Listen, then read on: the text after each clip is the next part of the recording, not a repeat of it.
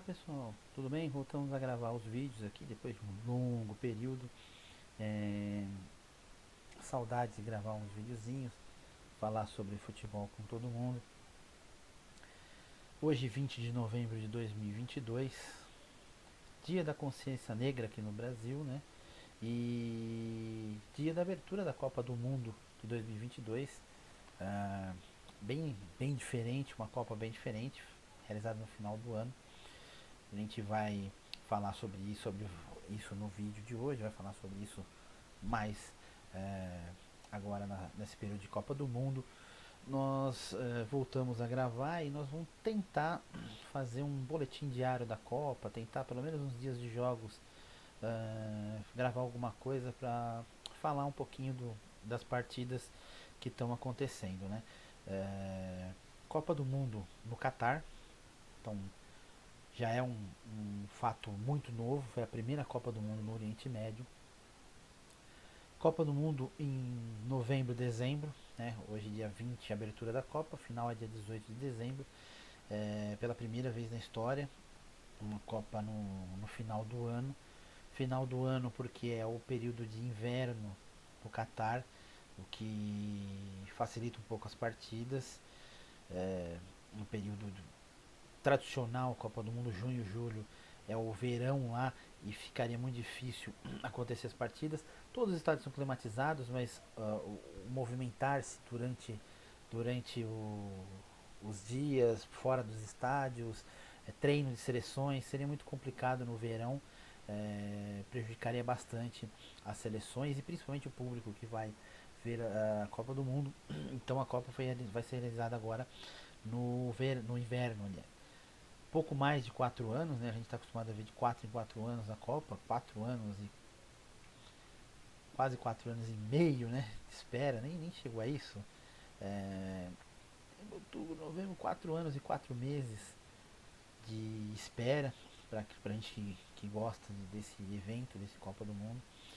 É a Copa do Mundo do Catar. Copa do Mundo do Catar, que é a 22ª Copa do Mundo da FIFA, né? É, a última Copa do Mundo realizada com 32 seleções. Copa do Mundo de 2026, que vai ser realizada pela primeira vez em 3 países, Canadá, México e Estados Unidos.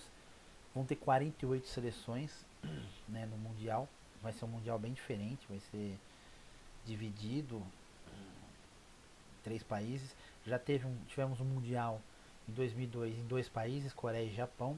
E agora pela primeira vez vão ser 3 países sede, o que acaba diminuindo custos para o país, né? O país não precisa fazer grandes infraestruturas, não precisa investir grandes montantes de dinheiro. Isso facilita e viabiliza um pouco mais para os países acabarem se tornando sede da Copa do Mundo, né? E a última com 32 seleções, 32 seleções que ocasionalmente cabem certinho, né? Quando se classificam duas por grupo, já entra direto em oitavas de final, tal. Lembrando que até 1994 eram só 24, então classificava as duas primeiras de cada chave, mais os 3 melhores terceiros colocados. Quando entrou 32 seleções, casou certinho, 2 classificados por grupo. Agora 48 vai voltar a ter um percentual diferente de para se dar as oitavas de final. Mas isso a gente vai falar para a próxima Copa. É a primeira Copa, como eu falei, no Oriente Médio, né? Pode até questionar a escolha do país, o Catar não é um país tradicional no futebol, o campeonato é praticamente amadorístico, né? Teriam outros grandes cenários se você sair um pouco de Europa e América, né? Teria um pouco isso daí. Você poderia falar que tem o Egito, que é um país que é apaixonado por futebol e participou de várias Copas do Mundo. Mas a África já teve a África do Sul em 2010. Tem Marrocos também, um país tradicional em Copa do Mundo. Mas já teve. Tudo bem, então vamos centralizar um pouco. Tem o Irã. O Irã é uma seleção que tem uma potência boa, que participa de umas Copas do Mundo. Se você teria a Arábia Saudita, que é tradicional em Copa do Mundo, não é uma seleção que figura entre os principais, mas participou de algumas Copas do Mundo. O Catar não, é a primeira participação em Copa do Mundo. E aí você vai para outra parte, do lado sujo do esporte, o lado de interesse político, interesse financeiro, enfim. Mas é uma Copa bem diferente. A Copa do Catar, o Catar teve que construir todos os estádios. Todos os estádios são climatizados, exceto o 974. É um estádio diferente, é um estádio todo feito em containers. São 974 containers que compõem o estádio, por isso o nome 974. O Brasil vai jogar nesse estádio. Depois da Copa ele vai ser desmontado, então é uma estrutura que consegue facilmente ser desmontada, então barateando um pouco o custo da obra. É uma Copa do Mundo das mais caras? Sim, é uma da Copa do Mundo das caras, mas a infraestrutura que eles montaram é uma infraestrutura de primeiro mundo, é uma Copa diferente.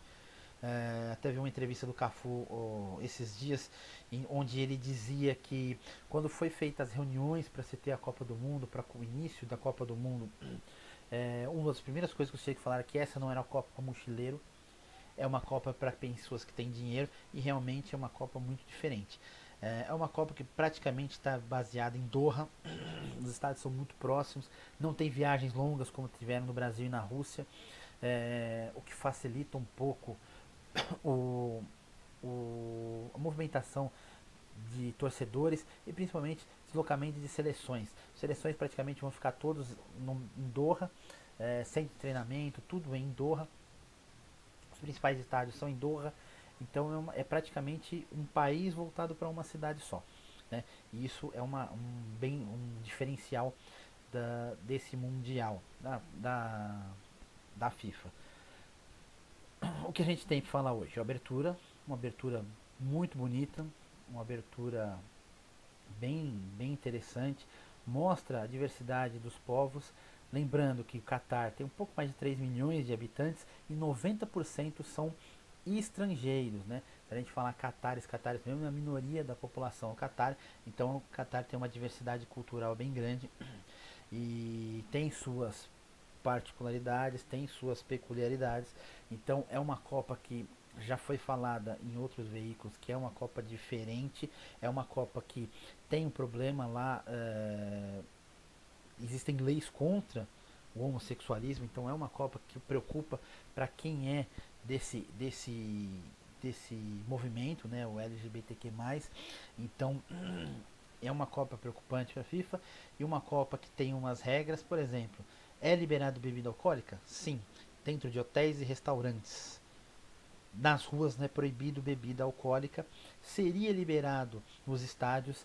Antevéspera da Copa, agora, quinta, sexta-feira, o Sheik veio e falou que não vai liberar bebida nos estádios. Para os torcedores, não é grande novidade. Já quem foi para lá tinha um manual de como agir no país, né, para não sofrer punições, não ser preso, deportado, nem nada. Então você tinha esse manualzinho para seguir. O problema é que a empresa que patrocina a Copa do Mundo, uma das empresas que patrocina, é uma cervejeira muito famosa, muito grande, e a FIFA tem medo de processos, porque ela não vai poder vender bebida alcoólica dentro do estádio da Copa do Mundo. Tá? Isso foi decidido agora. Jogo de abertura da Copa do Mundo, Catar e Equador. Não são duas seleções que são dos grandes, né, grande cenário do futebol mundial. O Catar, então, nem se fala, não é uma seleção que costume figurar entre as principais. O Equador é uma boa seleção. A gente está acostumado a ver mais o Equador jogar. A gente está acostumado com eliminatórias sul-americanas, Copa América, e ver o Equador jogar mais. O Equador fez uma boa eliminatória, caiu muito de produção, é verdade, principalmente no segundo turno das eliminatórias, mas é uma seleção muito boa tecnicamente. Seleção para ser campeão do mundo? É evidentemente que não, mas uma seleção que vai brigar forte com o Senegal pelo segundo lugar do grupo. Acho que ninguém vai falar que a Holanda não vai ficar em primeiro lugar nesse grupo. É um grupo que tem Holanda, Senegal, Catar e Equador, né? E também ninguém vai falar que o Catar vai se surpreender e vai se classificar. O próximo jogo é um jogo que vai jogar amanhã, vai jogar Holanda e Senegal.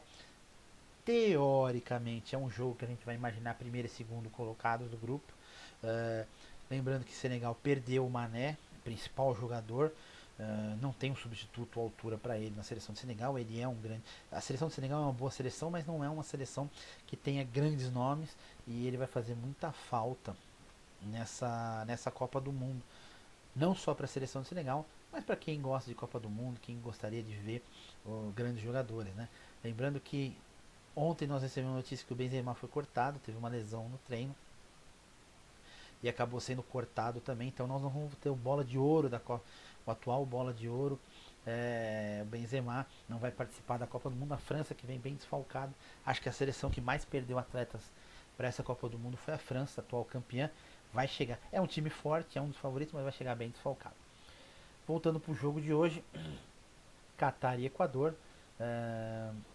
O Equador, lógico, toma as atitudes iniciais do jogo, se impõe mais no jogo, né?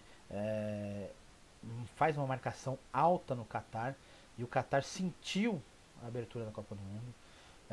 Primeiro lugar, não são jogadores que estão acostumados a jogar internacionalmente, não são jogadores que jogam nas grandes ligas. E o campeonato Qatar não é um campeonato que atrai um grande público. Se você ver a média do Qatar lá, é uma média pequena de torcedores, né? E o estádio lotado, pressão, shake na arquibancada, né? Então começa a pesar um pouco isso daí. A gente viu um time bem nervoso no começo do jogo, principalmente o goleiro. O goleiro teve algumas saídas atabalhoadas, falhou nos 3 gols. O jogo foi 2-0 para o Equador, mas teve um terceiro gol anulado, bem anulado pelo VAR, mas ele também saiu errado. Uma das grandes novidades para essa Copa do Mundo é a tecnologia do impedimento, que já vem pré-definida, é um impedimento que é automático para facilitar e acelerar a decisão do VAR, para o VAR não ter que ficar muito tempo perdendo tempo para isso, né, para colocar linha tudo. Mas hoje falhou, demorou muito para sair a decisão do impedimento. O jogador que vai de encontro ao goleiro, quando o goleiro falha, ele tá com a perna à frente do último zagueiro, do último defensor. E quando que dá a trombada e a bola sobra, ele tenta dar uma puxada, né, uma puxeta, meio voleio para a bola, e a bola acaba indo pro Ener Valencia, que faz o gol. E o gol foi muito bem anulado, embora a demora na marcação foi evidente. Isso não abalou o Equador continuou buscando o jogo, e logo em seguida uma bola enfiada por Valência, o Valência dribla o goleiro derruba ele, a bola sobra para o jogador do Equador, o juiz acertadamente deixa o lance seguir, o jogador do Equador bate a bola desviada por um zagueiro do Equador, do Qatar, aliás, e aí o juiz sim marca o pênalti e dá cartão amarelo pro goleiro. Por que o juiz deixou seguir acertadamente? Porque foi uma falta para cartão amarelo. Só que se a bola entra no rebote, o Equador faz o gol, faz 1-0, o juiz não daria o cartão amarelo, porque seria uma dupla punição e não existe dupla punição, né, nesses casos. Então o juiz deu o cartão amarelo porque o Equador não conseguiu fazer o gol. Aí sim, Ener Valencia faz o primeiro gol da Copa do Mundo de 2022 de pênalti. Ener Valencia, jogador experiente do Equador, um bom atacante, muito rápido, finalizador. Fez gol na Copa de 2014, participou da Copa de 2014, fez 1-0. O Equador continua mandando no jogo, o Qatar tinha muita dificuldade, não é uma equipe ruim. O Qatar não é uma equipe que você fala, não, essa equipe aí é sem chance de estar na Copa do Mundo. Não, tem bons valores. A gente imagina que o Equador, que o Qatar não vai fazer grandes estragos no grupo.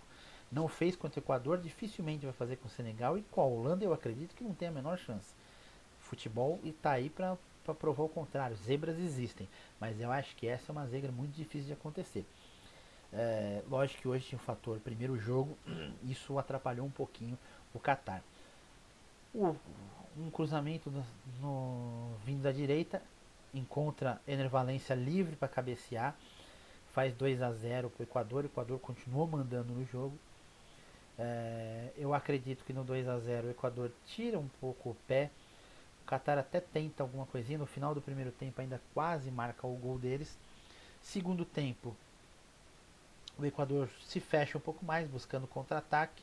O Qatar fica um pouco mais com a bola, mas não consegue efetividade, não consegue acertar o gol. O goleiro do Equador não praticou nenhuma defesa no jogo, né? E E acho que faltou um pouco mais do Qatar ter um pouco mais, acreditar um pouco mais é, e tentar finalizar mais vezes ao gol, porque ficou muito muito pouco com a bola no primeiro tempo, e no segundo tempo, como o Equador ficou um pouco mais fechado, acho que o Qatar tinha que ter agredido um pouco mais, não conseguiu. O Equador, eu acho que, lógico, tirou o pé, e nessa briga por uma classificação com o Senegal, acho que esse resultado pode fazer falta. Acho que o Equador podia ter apertado um pouco mais. Acho que o Equador poderia ter tentado um pouco mais. O segundo tempo caiu muito tecnicamente, muito em função do Equador não ter buscado mais o jogo, e fica um jogo um pouco mais insonso no segundo tempo. É, final do jogo 2-0. Como eu falei, acho que o Equador vai brigar com o Senegal pela segunda vaga do grupo. O Catar vai ser o saco de pancadas do grupo. E o Equador teve a chance de golear. Teve chance sim de golear. Acho que poderia ter apertado um pouco mais. E isso pode fazer falta justamente se não conseguir, por exemplo, vencer Senegal. Se o Equador vencer Senegal, tranquilo, classifica-se. É o jogo que vai dar a classificação para eles. Vão brigar pela classificação. A última rodada, a Holanda pega o Catar e o Senegal enfrenta o Equador. Próxima rodada, na segunda rodada do grupo, o Equador vai enfrentar a Holanda e o Catar vai pegar Senegal. E aí nós vamos ver como que vai ser esse embate aí. Amanhã vai ter Senegal e Holanda para definir a primeira rodada do grupo A. O Catar foi a segunda equipe anfitriã que não venceu na estreia. A primeira tinha sido a África do Sul em 2010. Empatou 2-2 com o México na estreia. E a África do Sul também foi a primeira anfitriã que não se classificou para uma segunda fase. A Qatar certamente não vai se classificar, vai continuar vai se unir à África do Sul e ser a segunda seleção não anfitriã não classificada para a segunda fase. De 74 até 2002, a abertura era feita pelo campeão, né? O atual campeão fazia a abertura. A FIFA acabou dando isso porque ela tirou o fato de o campeão se classificar automaticamente para a Copa. Então, como voltou a ser campeão participar das eliminatórias, voltou a ser o país sede que faça a abertura. Em 2006 a Alemanha ganhou da Costa Rica 4-2. Em 2010 a África do Sul empatou 2-2 com o México. Em 2014 o Brasil venceu de virada a Croácia. Em 2018 foi o grande placar, a Rússia meteu 5-0 no Egito, né? E foi um jogo bem no Egito não, desculpa, na Arábia Saudita. Eu falei, a Arábia Saudita é um país que a Arábia participou muito mais do Oriente Médio, participou muito mais de Copa do Mundo do que o Catar. Seria até mais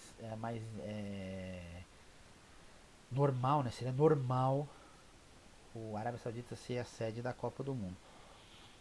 Antes disso, de 30 até 50, tiveram vários, por exemplo, em 1930, na primeira Copa do Mundo, houve dois jogos simultâneos como abertura da Copa do Mundo. Então o evento de abertura da Copa do Mundo começou lá depois, por volta de 62, acho que 58, que começou a ter abertura, começou a ter festa, evento. Antes disso não tinha esse evento todo que é hoje uma Copa do Mundo e que faz uma Copa do Mundo.